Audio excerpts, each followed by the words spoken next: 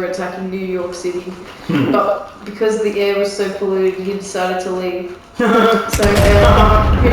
jokes were but I knew I was off and running with comedy, if only by way of committing to it. I was out there performing 6 or 7 nights a week. Monday was a club in Boulder, Tuesday in Comedy Works. Wednesday was Club 52 and Thursday was El Torito in Denver. On Friday and Saturday I'd do guest sets at different clubs, and Sunday there was an open mic after a line dancing class at some country western bar. So I'd take advantage of that opportunity too. None of these places were really any more significant to perform at than any others, and these weren't big shows. The maximum audience any of them would get was like 40 people, mostly bar regulars and friends of the comics. But it was practice for me and the other local amateur comics, and a few of us could do the same rotation every week with hopes of making it big one day. I ended up getting a steady gig as an MC at a place called The Broker, and that had food specials for special nights of the evening. Like one night was a prime rib dinner for $15.95. Every night had its own set of regulars. I'd be performing for who'd come for whatever food special they liked. The food is what really brought people in, not the comedy. But what the hell did I care? It forced me to write new jokes and to keep things fresh for these people. I tried wearing different suits or other goofy fits. I was willing to try and gimmick to get a laugh. Once I even went on stage with no shirt and one of those cone bras with on I had no expression self video. Oh my gosh. Are you hearing this? The way I saw it, I just needed to keep showing up, and eventually someone would notice, and someone did. I got a call saying HBO was doing a travelling show with Carlos Mencia, and they wanted me to join in for a couple of the shows. I was over the fucking moon. It was the first time big gig opportunity for me, so I revisited every joke I'd written in my notebooks to see which ones would hit hardest. I put together a set and rehearsed it on stage. On any stage I could. Then when I got to Mencia's shows, people liked what I did up there. They were laughing their asses off. Meanwhile, Kathy and Dave had no mercy on me whatsoever. I just decided to stay on the high road and remained a total gentleman and polite no matter what she tried to find me for. I kept it simple with them. Hello, goodbyes, how are yous, and that's it. No tough guy shit. My attorney bills were coming one after the other, completely wiping me out every time I'd get ahead. One month I made $60,000 at the school spending job I had, and I was still fucking broke. Every time I even picked up the phone to talk to a lawyer, it was $200. I tried my hardest to stay positive, and every night I'd write down my comedy goals to wish it all into existence. This includes people I wanted to eventually perform with, like Doug Sandhope and Rick Ducommun. There was one comedy newspaper called Just for Laughs that would feature all of the top clubs in the country, and I'd go through it every night and circle clubs I wanted to perform at, like the Comedy Store in Los Angeles. It was the home of the greats, and I wanted to be on stage then more than I wanted to fucking breathe.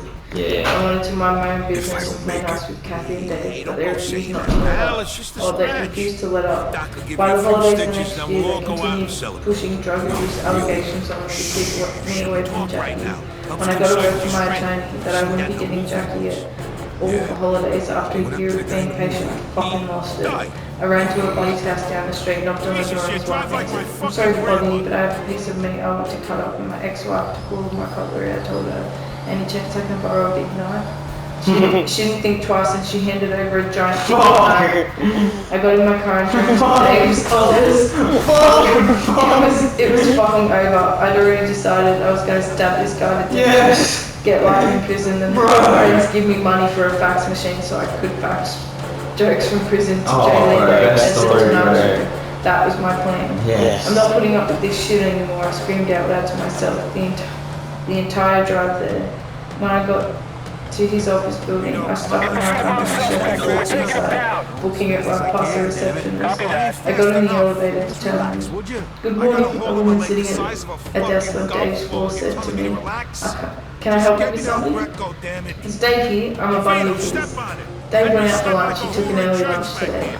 I must have blacked out from anger, because next thing I know, the security guard was guiding me back out of the building. Sorry, sir, you can't be in here, he told me. We'll have your friend give you a call when he gets back. What's your name? I said nothing. I got back in the elevator and reversed my steps back to the car. As soon as I got in, I broke down. I cried like a child. These assholes had driven me to actually want to kill a man. I still believe I would have stabbed Dave for being there. I wiped my face and promised myself that I'd never let Kathy and Dave fuck with me again. I called my attorney when I got home. Listen, call them back and tell them this is not acceptable, I said. Tell them I'm taking them to court after the holidays. The next morning, scared shitless, they dropped Jackie off for Christmas. With no money for gifts, I'd stolen a bunch of expensive shit from Toys R Us and returned it for a time store credit to get Jackie's present she'd like, including a bike. I had my friends from the local Chinese restaurant brought me some food so we could have a nice dinner. And I went down to a tree spot near me to plead with the guy to let me have a little tree at least. When I got there, the sky was MIA and there was a sign hanging up that said, if you take a tree, rip off the sticker and leave the sticker and the cash in the envelope. Is this guy fucking serious? I said, snatching the $300 in the envelope and grabbing a tree and like I didn't even honor you for the tree and signed my name though, swear to God. He signed his name. Had a real cute little one-bedroom apartment then, fit in for a bachelor. That was only $400 a month. Then, the bed in there was so big you couldn't even walk into the bedroom. It took up the entire room in the living room. I had a little couch and weightlifting bench that doubled as a coffee table and footrest. I had a dinner table and a TV, and that's all I owned. For Christmas, I decorated every inch. The smile on Jackie's face was priceless. We had the best Christmas together, opening presents and watching Beauty and the Beast. Right after the holidays, Kathy and Dave were back at it. One day during a handoff, Kathy was being rude to me, tossing out insults. I told her to go fuck herself. A week later, my attorney called again and said she had filed a motion that she was scared I was going to kidnap Jackie. From then on, we needed a court-appointed person to serve as a drop-off in between. That last 4 weeks before Dave somehow got that job, I started realizing I would never be given a real chance to raise this child. My patience was running thin, but again, looking back, I can see how some of my behaviour, including my drug use, played a part into the way they treated me. Anyway, it all came to a head one day when I was driving with Jackie to meet Dave for the drop-off. Daddy, what's a speak, man? I couldn't believe what I was hearing. Why do you want to know? Honestly, the word doesn't bother me. I grew up in Jersey in the 70s, that's just what I was called out there. But my kid was 4 years old and had lived in Boulder her whole life. How would she ever hear that word? She didn't even look Spanish. Every time you call the house, Dave calls you that. I pulled into the Safeway parking lot and told her to stay in the car while I went right up to Dave. Listen, I just need you to know, did you say speak when I called the house? He got all flustered and said he was going to call the police. If he was going to get the cops involved, I was going to give him a reason. I hit him twice right in the fucking face. Once again, I was ready to go back to prison if it meant taking this fucker out. When the cops showed up, one of them was a guy I'm bonded with when I did my community service at HIV/AIDS Center years back at James Smith. He'd been a security guard there and I was sure I'd be arrested. This was an assault and I had felonies, but instead he just wrote us both tickets and told us to go to court. For years after I'd gotten out of jail, I wrote letters to the judge who had sentenced me to keep him updated on my life and thank him for giving me a second chance. He'd moved over to civil court and when Dave and I showed up for our case, he was the judge. He threw the entire case against me out of court. Outside of the courthouse, I unleashed on Kathy. I'd been patient enough and now I let her have it. You've been trying to cut off my legs for 4 fucking years and I did nothing to you. When I say I was screaming. Hey, have you ever told Dave how much you love getting carrots shoved up your ass? Have you? Hey, did you know that? I'd never personally put a carrot in my ass, but I had to say something. I kept yelling all I kept thinking to myself is this is a fucking joke. It's a 3-ring circus. I left that day knowing damn well this was the end. This wasn't any way to live for me, for them, or for Jackie. Jackie was becoming more impressionable and whatever those douchebags were telling her at the house was seeping into her mind. One day she sped away from me on her bike and when I finally caught up, she spat on my face. She was starting to hate me and I knew this situation was not making this kid happy. She was confused. And they were not going to let me be her dad. No matter how hard I tried, I was as if they were dropping her off to a babysitter when they left with me. And one they barely trusted at that. They didn't let me be a father, that's the truth. I was 33 years old, still doing cocaine, living paycheck to paycheck and unstable. I want to be a father so bad, but that didn't necessarily mean I was a father. I started doing some soul-searching. What was really right for this kid? Would things get better or would they continue to get worse? I knew I was not going to end well if I stayed. It wasn't a decision I took lightly. It ate away at me. All I wanted was what was best for Jackie, and I knew this situation wasn't that. I knew Kathy would do whatever she could to make my life a living hell, in turn making all our lives a living hell, Jackie's most importantly. I started considering what it would be like if I left and where I would go. I'd met a girl named Devon at one of my gigs, and she was living in Seattle. I got to thinking about Seattle since I knew the comedy scene was tremendous and it would be a good place for me to improve my game. I wasn't intending to leave forever. In fact, when I talked to Kathy about it, I told her I'd be gone for a couple months tops. But in my heart of hearts, I knew if I left, I was never coming back. My last time I saw Jackie, she knew what was happening. She knew I was hitting the road to be a comedian, and we hugged. She was sad and I was sad, and it was fucking heartbreaking to leave her, but I knew it was the right thing to do. This kid didn't deserve to grow up around the chaos that was my life, and particularly my life with Kathy and Dave in it.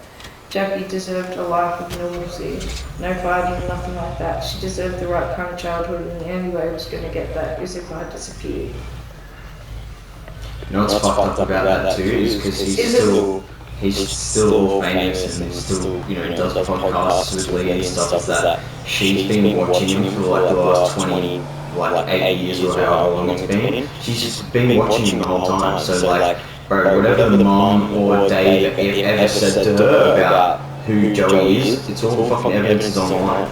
Like, there's no way that she's ever going to not see who her dad really is, you know what I mean?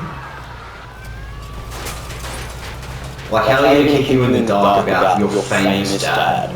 But anyway, that was the last time.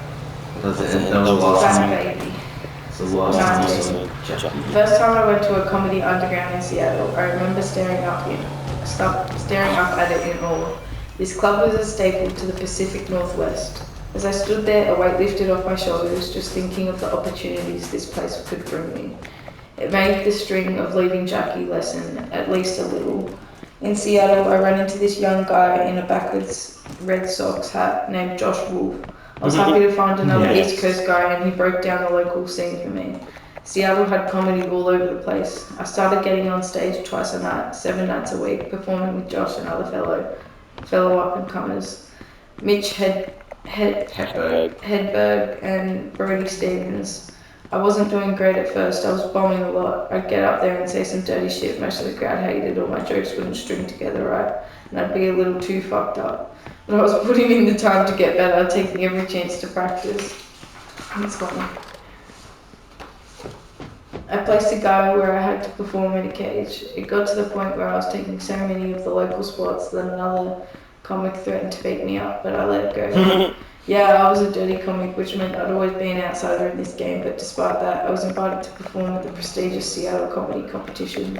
There were a ton of great comics in this competition, about 60 of us total, and I ended up placing 6th, right behind Aisha Tyler, which was a tremendous feather in my cap.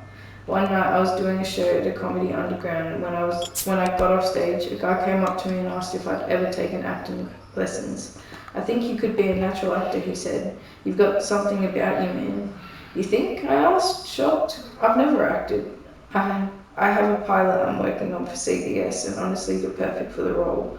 He gave me this contract information. He asked me to send him an audition tape. It was based out in Los Angeles, which seemed like a cool spot. So I sent a tape, and he and I stayed in touch. Then Doug Stanhope came to town, and I'd seen him perform a little while back, and he was so good and so free on stage that I cried myself to sleep that night. Yeah, Doug, yeah. I remember I canceled my show the next day and thought about quitting comedy for good. No, I could never be that funny. What's it to? Now, Under arrest for the he was the illegal hottest comic in the distribution of country federal until ration they wanted me stamps. to open for it. Yeah, see, and then they became best friends. I heard the One of the big gas guy from stations Bulldog ratted got me out. funny, he said to me. The guy I fingered wanted me to and be they a started this guy, he was a comedy idol. And They now had I no idea who I was was getting working for, and I wasn't getting about to to pick open for him. It was a goal coming to life. This guy's big funny. I heard the big guy from Bulldog got funny. After the show, Stanhope asked me when I was moving And to he was LA. able to get me a Fuck lawyer no, courtesy never. of his I'm not boss good Clemente. enough for that, I I was said. up Schitt's Creek, but at Dude, least you're I had a perfect for background. LA. They're Could have ready been a for hell of a you. lot You're worse if the comedy feds out knew there, about any trust of me. my other There's a activities. huge Latino movement happening there too. Considering I've the only fact that been you stole doing comedy a natural few years. resources Why would I at a time when fucking our country he needs them asked. the most. You're better than half the people out there. And that's right the now. gravity Anyways, of which it you, started Mr. coming out with Scaletta. The guy was good, was but even he telling couldn't them get me out of suddenly this one. I started to It was a believe lost too. cause from day It one. felt like stars were aligning when 3 I got a months call later, back they about handed the down the pilot verdict. right after the Vittorio Stanhope Antonio conversation. The Scaletta, pilot was a go, and they wanted for me. your I crimes needed to against be the out in people LA of this ready to city film it and of this in great a few country. weeks, in late January of This court 1997. hereby sentences Started to you drive to Los to Angeles 10 together. years Oh, in a Los federal Angeles. Devin, my penitentiary. girlfriend from Seattle, came with me too. She and I had a very hot and cold relationship, but right then we were hot and we were ready to take LA by the balls, even if I was a little nervous at first. If someone asked me where I'd be by my mid-30s, I would have said back in jail or dead. I didn't think I deserved success after all the bad shit I'd done. Instead, here I was on the biggest city of the country with money. And fuck yeah, I felt insecure about it. This was the major league, so I'm gonna make it. I had serious criminal record for fuck's sake in Southern California. I read about Tim Allen and how he'd gone to prison for coke. At the time I read that article, Really? Oh, Tim Allen was shit. the fucking Murderous, king of child television. molestation. He was on Yeah. ABC and everything by Disney and He had a Warner. massive Even range though of he'd one been a year. convicted Follow me, cocaine single dealer. file. And he Maybe used to I drink knew drugs. drugs, and I decided my best bet was to keep my fucking mouth shut. Yeah. No one needed to hear. No one needed to know about my past. If they found out, so be it. Was I gonna give up the information? I wasn't gonna give the information up, really. That's but you know who Tim Allen is? Tim Allen is Buzz Lightyear. Yeah, hey, that's fun. That's so but that's so fucking that's so. Turns out LA was the move that propelled me to where I am today. When we arrived in Hollywood, Devin and I pulled into a block, Fairfax and Hollywood Boulevard. We headed to a restaurant called Acapulco, an all-you-can-eat Mexican spot. Afterwards, we hit the comedy store. The comedy store was You a wanna comedy make store, problems, you especially son of a mine. bitch? There was where any comic who cared about comedy wanted to be. Let me teach It's where my heroes like Richard Pryor, Andrew Dice, What, you enjoy this, you and sick Sam fuck? Kinison cut their teeth. Get your Standing there, I ass was up. like a kid in the candy store. No. The first person I saw was Eddie Griffin. Smart ass. I'm a big fan. I Don't make walked me right up to repeat him, myself. sticking out my Back hand in and shaking line. his hand. I'm a really big fan. I'm Joey. Joey, nice to meet you. He shook my hand. I'm a comic. Well, trying to be, I explained. It's crazy to walk in here and see you guys like this. And see guys like you. You're trying to be a comic? Well, this is the right fucking place. We talked a little more and he introduced me to a guy named Don Barris. Before I knew it, Don was putting me up on stage for a 3-minute spot that very night. I shook out my nerves and went for it. So I've been thinking about killing my ex-wife. It went pretty fucking great. People were laughing the whole time. Performing that first time at the comedy store felt like even more of a rush than what I felt first time I ever went. The comedy store felt like even more of a rush than what I felt the first time I ever performed back at Comedy Works. I just performed at the motherfucking comedy store and I did good. Any fear of not being able to cover that spread had gone away. I felt welcome in this fucking town and I was ready to accept the challenge of finding my way here. I had a feeling after that set that LA would be home for me for a long time, and it was. I thought back in those nights in Colorado when I'd be writing down my goals and circling comedy club names in the newspaper. This was it. I was living those dreams. After the show, we hung around the store for another 15 minutes, but then I had to get out of there and process what happened. As we were leaving, someone suggested I'd give it a go for the Laugh Factory's open mic. It was one of those things where I had to show up at 8 a.m. and I'd be given a number. I'd wait all day to see if they'd call my number, and if they did, I'd get a shot to perform some of my jokes. Nice. If the guy from the Laugh Factory liked me, I'd get a showcase for his club. A showcase is what people would consider a typical comedy set, where a place books a comedian in advance because of their skill, name, or both. I wanted to be a regular at the comedy store, but I heard of that taking years for some people, so I set my sights on the Laugh Factory first. I went there the next morning not realizing I was about to be a victim of the Hollywood power game. There were a ton of other aspiring comics waiting there, like 30 or 40 other comics besides me, and you had to stand there for the entire day outside in the heat to see if they caught any numbers. It was cool though because the seasoned big comics would often do these guys a solid by driving by and bringing in borders and labels and shit. I liked hearing that most comics were really trying to help each other out. I learned 2 valuable lessons that day, sweating my dick off and waiting for my number to be called. First is that we're falling into the power struggle. If I wanted to try and make it here, I had to get used to it. The second thing was how to carry myself as a Canadian. That meant shutting my fucking mouth. In Jersey, we always need to keep our mouths shut and our ears open, to watch, listen and learn. I knew back then that nobody wants to hear what the fuck you have to say. It was more of the same. That first day there was a big loud guy, so fucking obnoxious. This guy didn't shut up for the entire day. He seemed to know everyone and was acting like the authority there. I had no idea who he was, but his voice was piercing through me for hours. When my numbers finally got called, I got to do 3 minutes, and I mean 3 minutes minimum, no maximum. At that mark, a guy on the piano started playing his cue to shut the fuck up. I was happy with what I did up there. I kept it dirty, some filthy shit about my sex life and that I thought people could relate to. And let's say there's about 20 people listening in the audience. I think I got all of them laughing for most of my 3 minutes. I had to wait until everyone else was done before I'd be able to get any feedback on whether I'd have a date to come back and showcase. Waiting again, I'd heard them all call the big guy up. I had to fucking see this because this guy was the authority on comedy, you know. He got on stage and his voice disappeared. He sounded like a fucking mouse. It was hilarious. And they called my name again. I was feeling pretty good. Why are you here? The dude asked me. Well, I'm trying to be a comic, I said. You're not a comic, you're a nightclub act. I looked at him, not saying a word. My recommendation is that you move to Vegas and do nightclubs. He continued looking down at his notebook, then back up to me. You aren't fit to be an LA comic, but good luck. I was in shock. I left there fucking mummified. I figured I was done, and I called Stanley and gave him the scoop. That guy's a fucking idiot, he said. Look at the people he has performing in that place right now. You don't want to be in there anyway. You're a smart guy, and a fucking comic. Remembering how well my comedy store set went, and Stanhope's encouraging words, I decided to stay strong, becoming a regular at the store. I need to pass on if Mitzi Shaw thought we were funny or not. Mitzi was the long-time owner of the store, and her word was gold. If I was able to showcase for her and she liked me, I'd be set. But it was tough to get in front of her. Every manager in town was trying to get their comic in there. Plus, if you showcased for Mitzi and she didn't like you, you were done. I figured for me, though, it was worth a shot. What do you think? I asked Stanhope. Think you can get me a showcase? Stanhope called over there for me, and so did Carlos Menica. I'd also gotten to meet and know one of my other comedy idols and someone I hoped to work with as part of my comedy that was written back in Colorado. Rick Ducamon. And he called for me too. Then the phone rang on my end. Is this Joey Coco Diaz? A guy asked. Yeah, this is Coco. I'm the booker down at the comedy store, and hey, I've been hearing a lot about you, he said. A bunch of comics are telling me I need to get you in here to showcase. So I'm going to put you on the list. Are you fucking serious? It's going to take 6 to 8 months or so for us to get you in, but we're going to make it happen. I'm adding you to the list right now.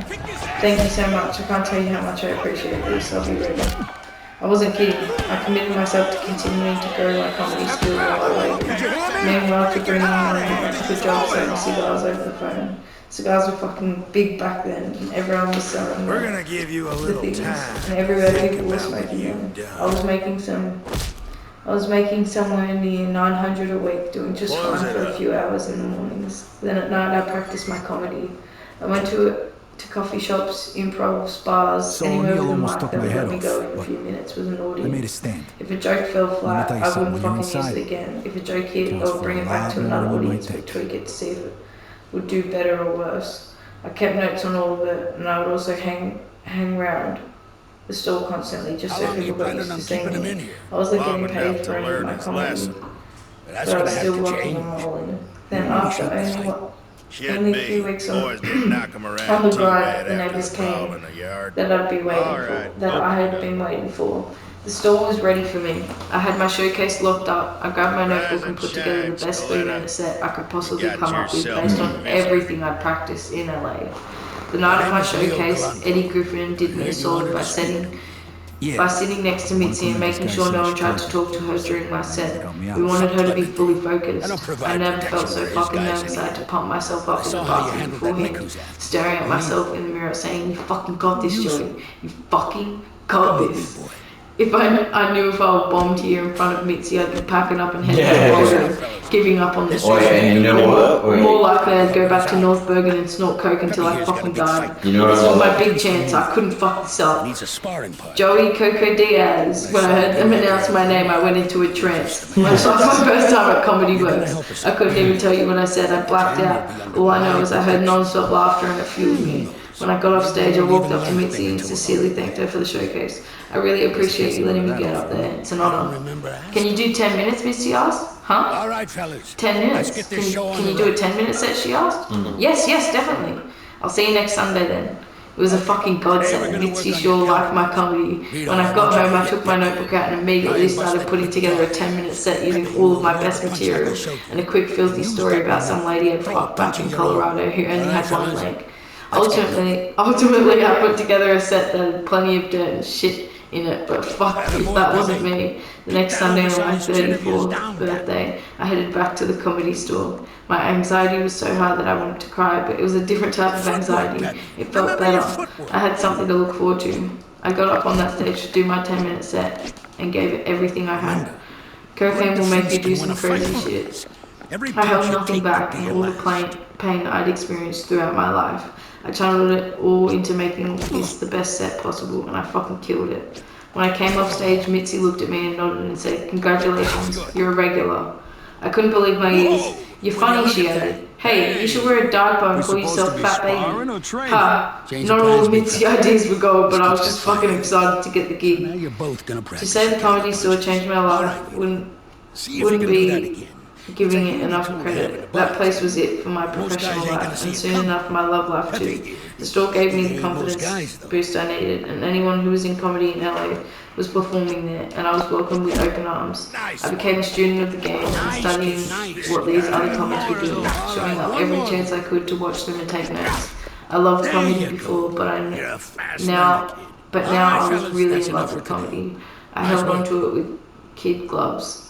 I respected comedy like a fucking religion. I told every club owner in LA who would listen that I was available wherever they wanted me while I was preparing to shoot my pilot. The show was going to be called Bronx County, and it was supposed to be CBS's answer to NYPD. What was your deal? All of us on production thought it would it would be a huge hit. Unfortunately, we were wrong. It didn't even get picked up. I was bummed about it, but truthfully, being on that set showed me I had no fucking idea what I was doing as an actor. The problem with my acting career was simple. I had no experience, like zero. It was totally green. I remember the first day they told me to get on my mark, and I didn't know what the fuck that meant. Were we running a race? I thought while we were filming a show. Everyone was looking at me fucking weird. A few days in, they started treating me differently too. I could tell there was a problem. They kept shortening my lines little by little until the original 4 pages of dialogue for my character was a bartender in the show were cut down to about 2 lines total. I needed to learn the basics if I wanted to add acting to my resume. I joined a local acting class and found myself an agent who started sending me out on commercial auditions. I was too embarrassed to let anyone know I had no clue how to act, so I didn't say dick and kept showing up, giving it my best like I'd done with comedy. I ended up in Scientology acting class. It was a free class, which was great, but at the end of the day, they'd beat you up to join Scientology. They'd beat you up to join Scientology in acting class. Hey, how's it going? How you doing, Vito? Name's Sal. Nice work in the ring. Oh, they do a bunch of dodgy shit. What they do is they... If an hour was spent on acting lessons, the next hour was spending Name's trying to fend the teachers off. Fuck if these guys thought they could rope me in when they made me fill out a questionnaire if I'm going to be coming back. I marked it with all false answers, sexual orientation, gay, that kind of shit. I never went back. That 4th of July weekend, after being in LA for a few months, I landed my first national commercial with Taco Bell. To be honest, I'm not really sure why they wanted me. Maybe I could just fit the image of a Taco Bell leader, but my acting was still brutal.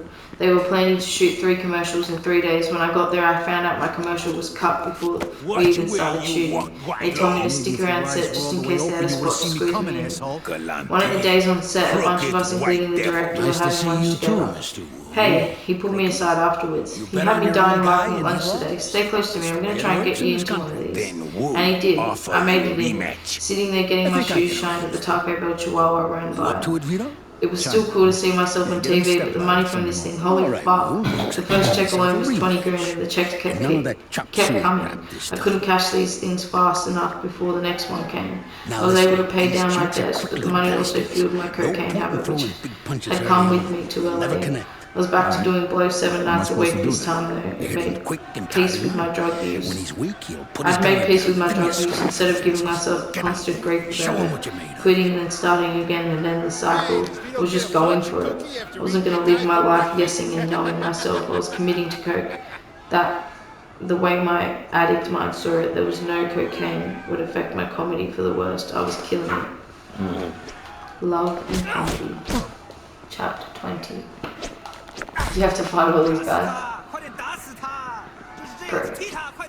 Yeah, so I'll tell you something funny about Mitzi is like Mitzi, I love Mitzi and bro, I hate Jerry Seinfeld. So like Mitzi Shaw loves fucking Joey, but guess what? Mitzi Shaw says she was famous because she ran a comedy store and fucking she could tell who was a good comic and who wasn't. Like she just had the fucking ability. Like she would just be like, if you wanted to work there, you have to do a set in front of her alone, and she'd be like, yeah, you got it or not, like, and then you'd have to rework on it and maybe you'd come back, but if she didn't like you, that was pretty much it. And she goes, Jerry Seinfeld's not funny, and so he cut sick, bro, and he bought the store above her house. He's not funny though.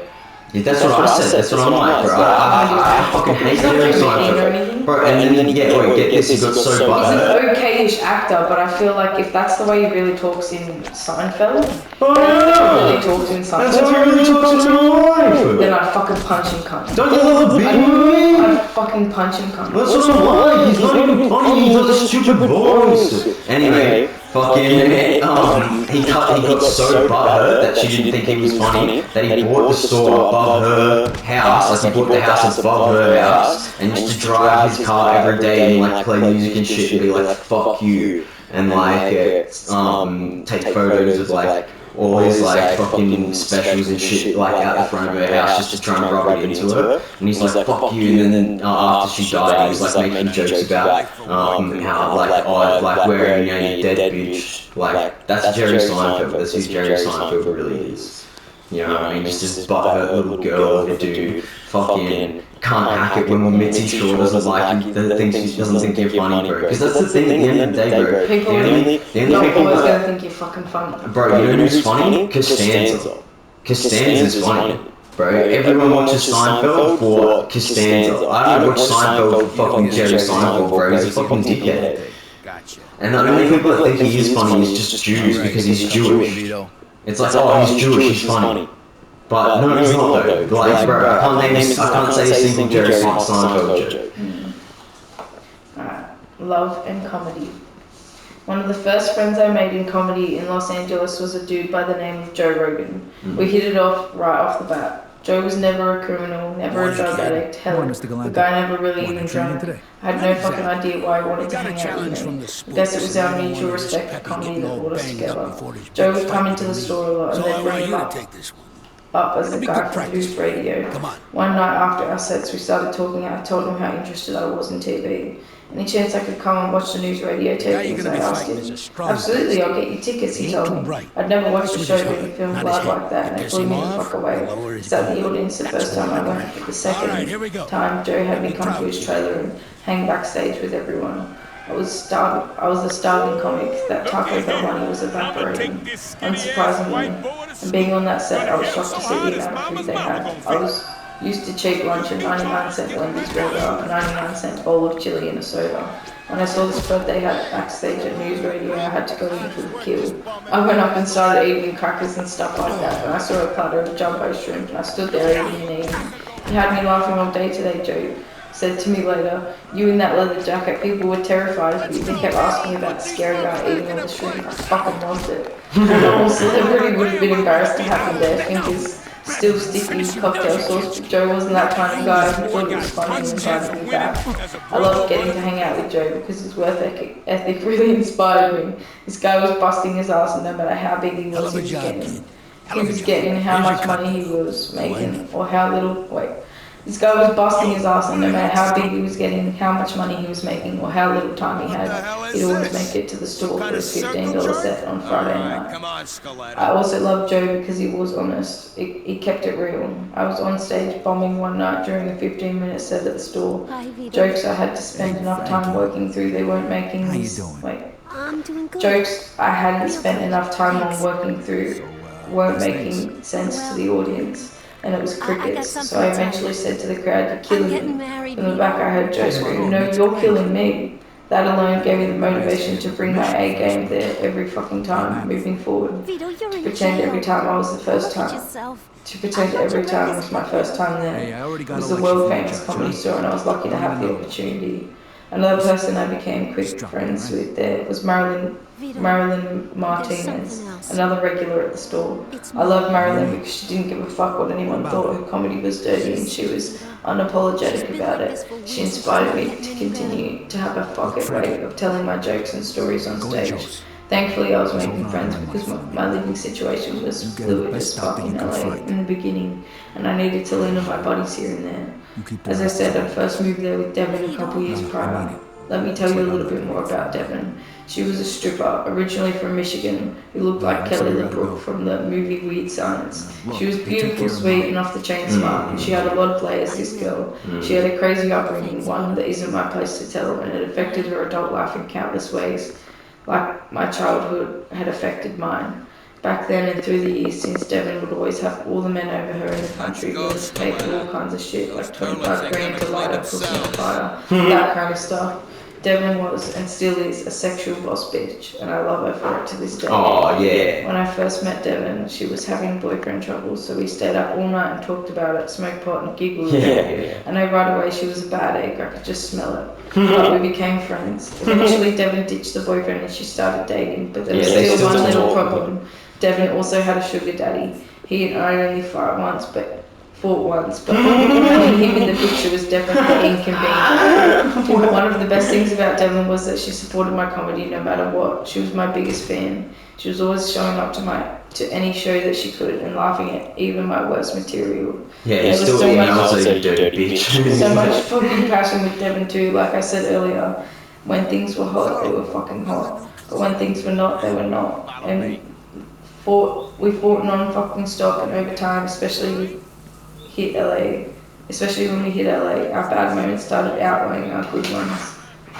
We got into a habit of breaking up, getting back together 2 weeks later, and breaking up again. I knew it was time to be single, but couldn't seem to separate myself from her.